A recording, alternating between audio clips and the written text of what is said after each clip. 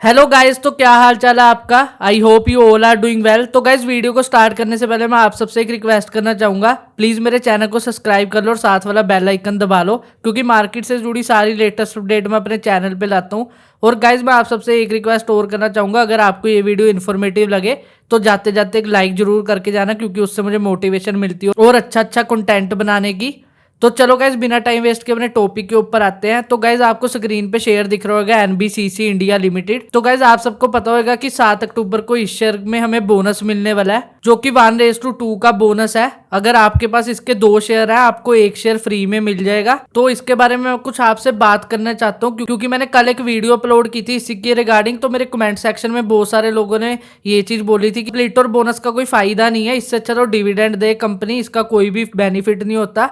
तो गाइज, मैं आप सबको कह दूं, जिसको भी ये चीज लगती है, जिसको भी ये मिसकंसेप्शन है कि स्प्लिटर बोनस का कोई बेनिफिट नहीं है, आप गलत सोच रहे हो। स्प्लिटर बोनस का बेनिफिट डिविडेंड से भी ज्यादा होता है। अब आप पूछोगे ये कैसे। तो गाइज, मैंने कुछ शेयर्स लिए हैं जिसकी मैं एग्जांपल से आपको समझाऊंगा कि स्प्लिटर बोनस का क्या बेनिफिट होता है, और इसमें एक दो फैक्टर ऐसे भी जिससे आपका नुकसान भी हो सकता है। तो वीडियो को एंड तक जरूर देखना सारी अपडेट के लिए। तो गाइज, एक शेयर है कोचिन शिपयार्ड लिमिटेड, आप सबको पता होगा डिफेंस सेक्टर का शेयर है, अपना ऑल टाइम हाई 2980 के आसपास लगा के आया है। तो गाइज, आप में से कमेंट करके बताना किस किस को पता था ये शेयर भी स्प्लिट हुआ है। आप देख लो, Cochin shipyard to trade ex split on January 10। तो 10 जनवरी को ये शेयर स्प्लिट हुआ था 2:1 पे। तो ठीक है गाइस, तो मैं आपको एक चीज और दिखाता हूं। आप यहाँ पे देख सकते हो, जिस दिन ये न्यूज आई थी जनवरी 5 को, ये शेयर 1361 रुपए पे चल रहा था, 1361 रुपीज, जो कि स्प्लिट होने के बाद सिर्फ 680 का रहना चाहिए। ठीक है, मतलब 10 जनवरी को ये शेयर 680 का हो जाएगा, 1361 का हाफ। तो गाइज, अब आप यहाँ पर देखो 10 जनवरी की अगर हम डेट देखें, तो ये रही गाइज 10 जनवरी की डेट। आप देख सकते हो स्प्लिट के बाद ये शेयर 802 रुपए का खुला, 802 रुपए चला गया, जो जाना चाहिए था 680 रुपए।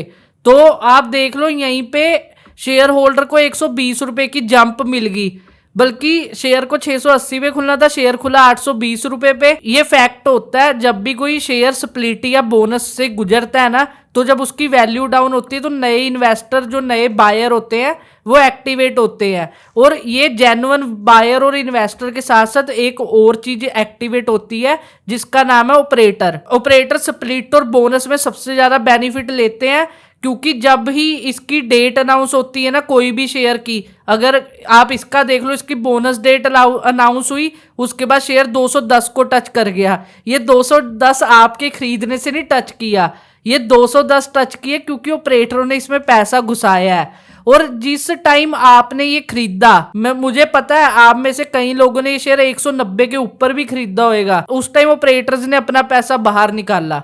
और यही सेम चीज होती है जब बोनस और स्प्लिट हो जाता है इनिशियल टाइम में। आप ये मत समझो कि ये जो 802 रुपए पे खुला ये कोई चमत्कार हो गया, नहीं, खुला ये इतने पे ही होएगा, इसी के आसपास होएगा। पर ऑपरेटर्स ने स्टार्टिंग में बाइंग मोमेंटम बना के इसका प्राइस बढ़ाया, और जब आप इसमें एंट्री लेने वाले थे तब वो निकले नहीं निकले उसका नहीं पता। पर मैं आपको अब मेन मुद्दे की बात बताता हूं। अब शेयर स्प्लिट होने के बाद खुला 802 रुपए में, जैसे मैंने आपको बताया जनवरी के महीने में। तो गाइज, आप अब खुद सोचो, कोचिन शिपयार्ड का शेयर स्प्लिट होने के बाद 3000 का हाई लगा के आया है, 2980 रुपए का। अब कुछ मैटर नहीं करता कि आपने शेयर 1300 पे खरीदा था, 1400 पे खरीदा था, आपको इन दी एंड शेयर पड़ा 802 रुपए का, या जितने पे भी खुला होएगा उतने का शेयर पड़ा, और आपके पास उसकी क्वांटिटी भी बढ़ गई। अब समझो शेयर ने स्प्लिट ना दिया होता, आप 1300 पे एंटर हो जाते शेयर में, 3000 शेयर चला जाता, चलो इसको रफली 3000 पकड़ के चलो, आपको कितने का प्रॉफिट होता है एक शेयर के ऊपर? 1700 रुपए का। अब सोचो, कंपनी ने स्प्लिट दिया है, 802 पे भी खुल गया, आपके पास 802 की वैल्यू पे भी शेयर आ गया। 802 से लेके 3000 तक एक शेयर पे कितना प्रॉफिट मिला? 2200 रुपए का। तो बेनिफिट किसको हुआ। और उसके बाद चलो ये भी छोड़ दो, उसके बाद आपको जो इसके एक्स्ट्रा शेयर मिले होंगे उसका प्रॉफिट अलग। समझ लो आपके पास अगर इसका एक शेयर था, 2 शेयर भी हो गए होंगे, आपको 2200 प्लस 2200 4400 4400 रुपए का प्रॉफिट हुआ उसी वैल्यू पे जिस वैल्यू पे आपने 1700 का प्रॉफिट कमाना था। तो गाइज बेनिफिट होता है, बोनस और स्प्लिट का बेनिफिट डिविडेंड से बड़ा है। ये चीज वही लोग समझ सकते हैं जो इस गेम को समझते हैं। कंपनी स्प्लिट और बोनस देती है, अपने उनका अपना ज्यादा फायदा नहीं होता इसमें। हाँ, उनकी शेयर्स की क्वांटिटी बढ़ जाती है, ये फायदा है, पर मैक्सिमम फायदा हम जैसे इन्वेस्टर्स का ही होता है, उनके शेयर होल्डर्स का ही होता है। क्योंकि एनबीसीसी कोई छोटी मोटी कंपनी नहीं है। अब इसका बोनस मिलेगा, इसकी उतनी वैल्यू कम होएगी, पर मैं आपको लिख के दे रहा हूँ ये बहुत जल्दी इसी वैल्यू पे शेयर आपको दिख जाएगा अगर आपने इस वैल्यू पे उठाया है। इस वैल्यू पे छोड़ो, ये वैल्यू भी टच करेगा, तो उसमें आपका ही बेनिफिट है। आपकी जितनी क्वांटिटी टूटेंगी बढ़ेंगी उतना ज़्यादा आपको प्रॉफिट मिलेगा। अब आपको यही एक एग्जांपल देता हूँ, सलासर टेक्नो इंजीनियर एक छोटा सा शेयर है, मैंने इससे बहुत बेनिफिट कमाया। इसने भी आप यहाँ पर देख सकते हो 4:1 पे बोनस इशू किया था। जिसके पास इसका एक शेयर होगा उसको 4 फ्री में मिलेंगे, 100 शेयर वाले को 500 शेयर मिलेंगे। तो इसका जब शेयर बोनस अनाउंस हुआ ना, तो मैंने उससे पहले लिया होता 62 के लेवल पे, और जब इसका जैसे ही बोनस अनाउंस हुआ ना, ये शेयर बढ़ता बढ़ता इतना बढ़ गया, 100 का लेवल भी तोड़ गया ये शेयर ऑलमोस्ट 113-14 रुपए पे चला गया, 123 रुपए पे। तो उस टाइम मैंने बेच दिया क्योंकि मुझे वैसे ही वो बेनिफिट हो रहा था और मेरा वो अच्छा डिसीजन था। अब आप देखो स्प्लिट के बाद ये शेयर 28 रुपए पे खुला था और अभी 19 रुपए पे चल रहा है। उस टाइम मुझे कितना नुकसान, चलो उस टाइम मुझे तो इतना नुकसान नहीं था, पर ये सोचो जिसने उस टाइम लालच करके 113 पे 100 के लेवल पे शेयर उठाया होगा उसको कितना भारी नुकसान हो रहा होगा। और पैसा कौन कमा के गया? ऑपरेटर। तो गाइज मैं आपको यही कह रहा हूँ, बोनस और स्प्लिट बेनिफिशियल होता है डिविडेंड से भी ज्यादा। हाँ, डिविडेंड भी अच्छी चीज है, पर उससे ज्यादा बेनिफिशियल ये होता है। आप इसको समझ गए होगे, आई होप आपको ये सब समझ आ गया होगा।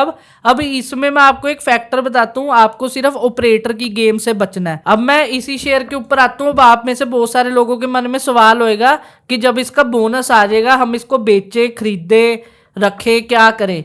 मैं आपको सीधा सीधा इसका एक आंसर देता हूँ। जो नए इन्वेस्टर नया इन्वेस्ट करना चाहते हैं इसमें, मतलब बिल्कुल फ्रेश एंट्री लेना चाहते हैं, वो बोनस मिलने के बाद कम से कम 3-4 दिन वेट करके करें।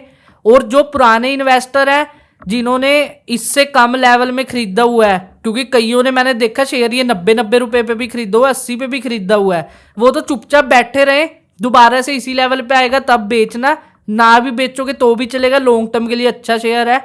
और जिस बंदे ने अब 180-90 से ऊपर के लेवल पे खरीदा है उसको तो भाई एवरेज करनी पड़ेगी। एवरेज करोगे तभी आपको ये बोनस भी ज्यादा बेनिफिट देगा, नहीं तो उस केस में आपको बोनस भी कुछ ज्यादा अच्छा बेनिफिट दे नहीं पाएगा।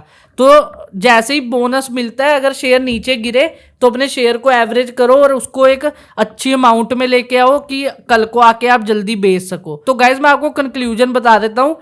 जैसे कई लोग बोल रहे थे कि बोनस और स्प्लिट वेस्ट है, डिविडेंड दे दो, इससे अच्छा बोनस और स्प्लिट डिविडेंड से ज्यादा अच्छा होता है। कोचिंग शिपयार्ड आपके पास एग्जांपल है। अगर आपको मेरी वीडियो पे नहीं भरोसा तो खुद जाके रिसर्च कर लो, खुद इसका जाके सारी हिस्ट्री देख लो, आपको पता लग जाएगा।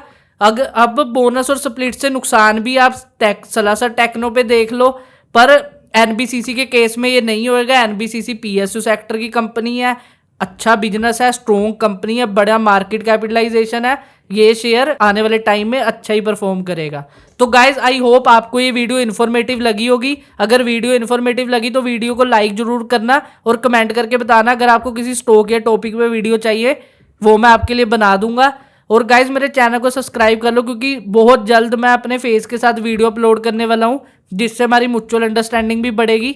तो चलो गाइज अब हम मिलते हैं अपनी नेक्स्ट वीडियो में, तब तक के लिए बाय, जय श्री राम।